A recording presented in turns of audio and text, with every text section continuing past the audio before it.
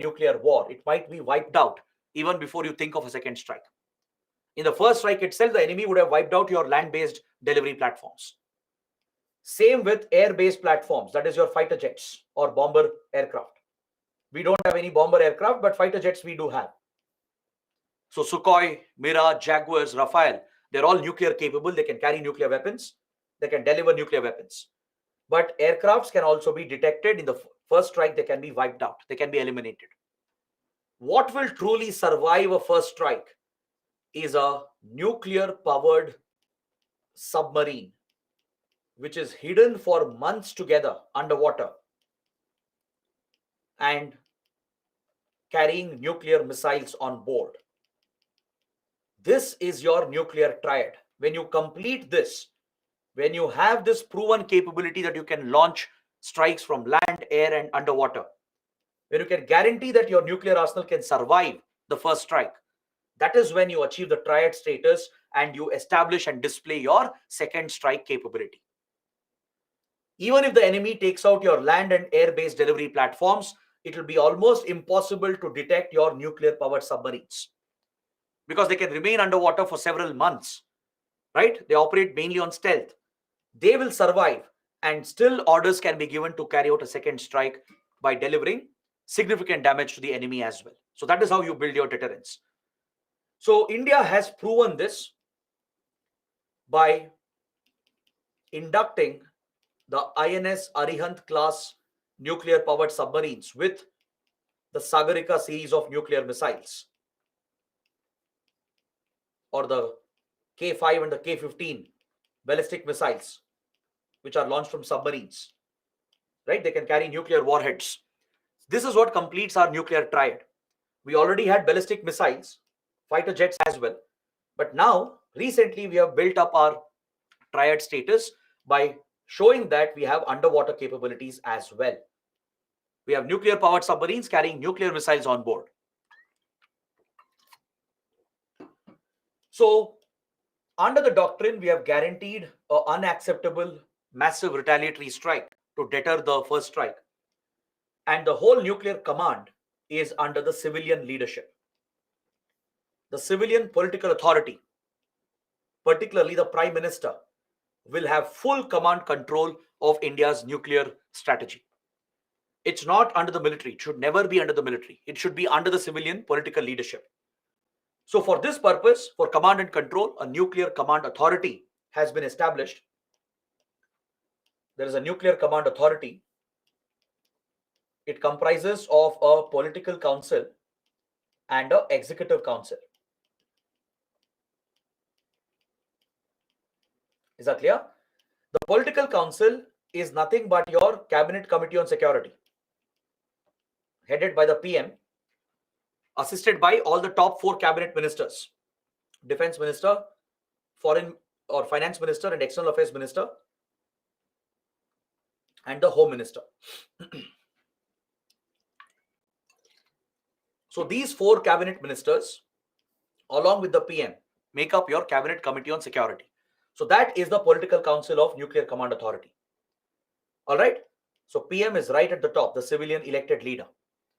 The Executive Council is headed by the National Security Advisor, with all top officials guiding and advising the political council. The NSA heads the Executive Council and brings all the top officials, the service chiefs of Army, Navy, Air Force, intelligence chiefs of IB and RAW, then the heads of ISRO, DRDO, Department of Atomic Energy, right? All the top secretaries, the Cabinet Secretary, the Home Secretary, Finance Secretary, Foreign Secretary, Defense Secretary, the CDS, the Chief of Defense Staff. All these top officials are under the Executive Council under NSA. So they will aid, guide, advise the political council on what should be the nuclear options of India. But the final call will be made by the PM himself or herself. The Prime Minister will have to take the call whether India will launch nuclear strikes or not. The Prime Minister will take the final call regarding the whole operational strategy of our nuclear arsenal. Understood? No one else can influence this. They can all just provide inputs and advice, all the officials, be it civilian or military officials. Even the cabinet ministers, they can simply advise the PM. The final call rests with the PM himself. So the nuclear button rests with the PM.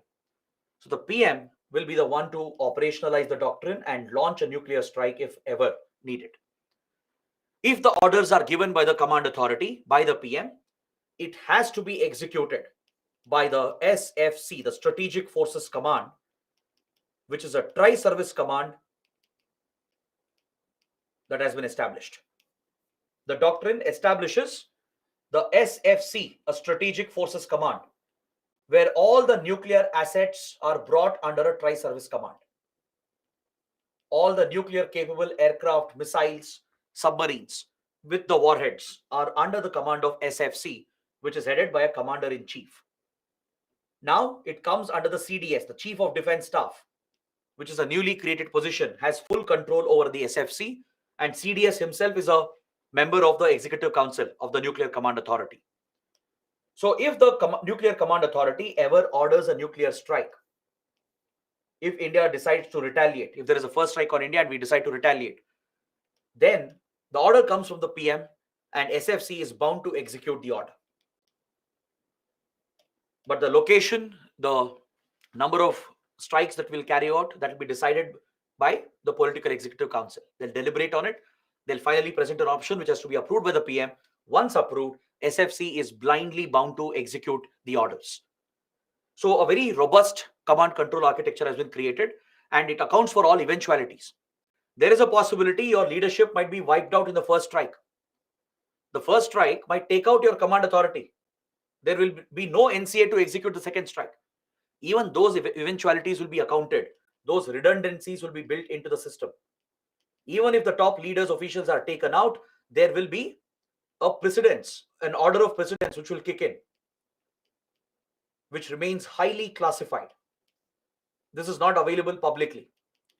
We don't know what is the order of precedence. If, let's say, PM is incapacitated, or the next in line for PM is incapacitated, there's no one to take the decision, right? In such case of exigencies, there is a order of precedence which is provided. Accordingly, the orders will proceed through the NCA.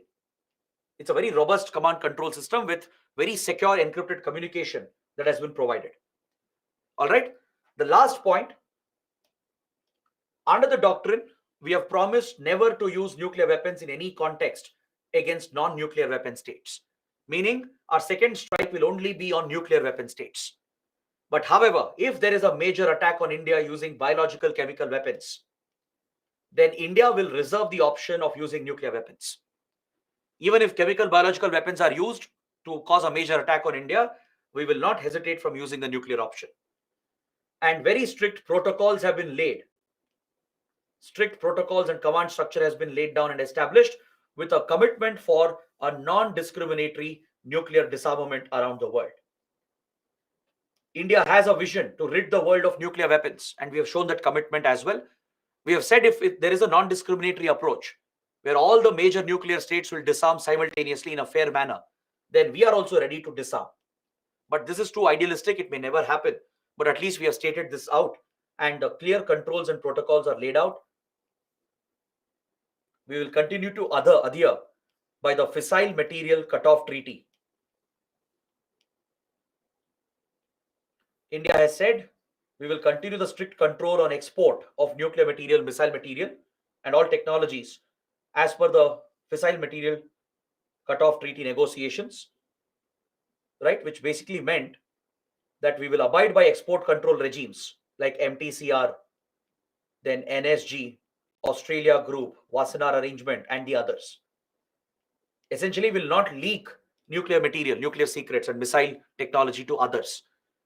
So these were the commitments given by India under its nuclear doctrine.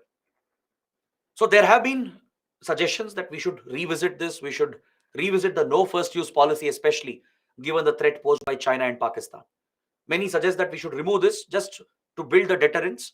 But many argue that by doing that, if you remove the no first use option, it shows that India is being more aggressive. It could harm our global image. It could create many issues with other countries as well, like Japan, South American countries, African countries. They're all committed strongly to nuclear disarmament and non-proliferation treaty. Any such aggression could affect our ties with many friendly countries. So India decides to keep the doctrine as it is. This is the nuclear structure we have, and it does have a major bearing on our foreign policy, right? So this is something you should know as we conclude the syllabus for international relations. So let me look at some questions for a few minutes and we can wrap up for today. Next, we'll meet on Monday. We'll have a doubt session on Monday, the same time, 6 to 9:30. I hope you guys have sent all your doubts. If you haven't, please send it. Mention the subject name in the title in the subject, and we will pick up all those doubts on Monday. Now, let's see if there are any questions specific to this topic. Do we have IR class on Monday? Yes, I just told you. Monday, we'll have the last doubt session. The syllabus is completed, but we'll have the doubt session. What is Gujral Doctrine? Gujral Doctrine was a foreign policy doctrine laid out by I.K. Gujral, the former Prime Minister and Foreign Minister of India. It was brought out in the 1990s, and it laid a vision for India in as far as its neighborhood policy was concerned. All right, there are 5 principles in Gujral Doctrine, but it's a very old historical topic. It's not relevant for the exam today. UPSC has asked a question already. The question has already come. So that's why I'm saying it's not relevant now. The question on Gujral Doctrine will not repeat. So don't waste your time. Just go through it if you want. There are basic principles like we will respect the sovereignty of all our neighbors. We'll promise not to interfere in our neighboring countries. Right? We'll not use our soil to threaten our neighbors. We'll give assistance to our neighbors with goodwill without expecting anything in return. We'll settle all disputes through talks and negotiations. So these are the basic principles of Gujral Doctrine. All right. There are pros and cons to it. Some provisions are relevant even today. And there are some provisions which had an impact, adverse impact on our foreign policy. But as I told you, it's an old topic. Question has already come. A mains question has come on it many years ago. So it will not be asked again. So don't just go through the topic. You can just take a look, take a glance, but don't study or focus too much on it. Dhanya is asking CTBT full form. CTBT stands for Comprehensive Test Ban Treaty. It basically bans nuclear testing.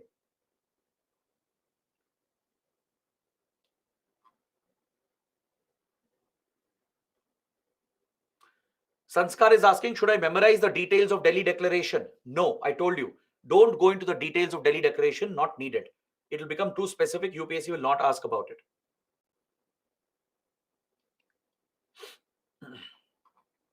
All right.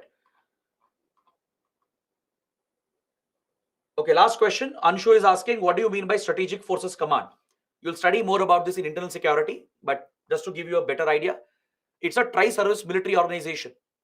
It has soldiers from Indian Army, Navy, and Air Force, and all the nuclear assets of India are under the command of SFC. All right, all our ballistic missiles, your fighter jets, specially equipped for nuclear warheads, and your nuclear submarines, Arihant class, they're all under the command of SFC, Strategic Forces Command. So it looks after, maintains, and operationalizes our nuclear options. So if it gets orders from NCA, from the Prime Minister heading the NCA to strike, to carry out a nuclear strike, it is SFC which will execute the orders. It's a tri-service command formed by the 3 armed forces. Vanshika is asking why Finland, other countries are called Nordic countries. The region is called Nordic. From it goes back to the Nord stream that exists there. The Nord, that's a cultural reference as well, or to the Scandinavian region, right? So that is the term which has been associated with that region, the Nord region or the Nordic region. How China became so powerful to become a permanent member in early days? Because in 1945, right, the most major country in Asia was China. Japan was Axis power. It was a fascist country committing atrocities, right? So China was the most eligible at that point, even compared to India. India was struggling with, we were not even independent at that point in time. And also China, please understand, it was not PRC. Please understand this. People's Republic of China came later. Before PRC, the permanent seat to China was with Republic of China, which today is in Taiwan. All right. So the permanent seat went to Republic of China, not to PRC. It was later that PRC took over that seat from Republic of China. All right. So guys, these were the questions. Let's end the session here today. We have completed the entire IR syllabus All the required topics are covered. Now it's all about covering current affairs. All right. So Monday we'll meet again.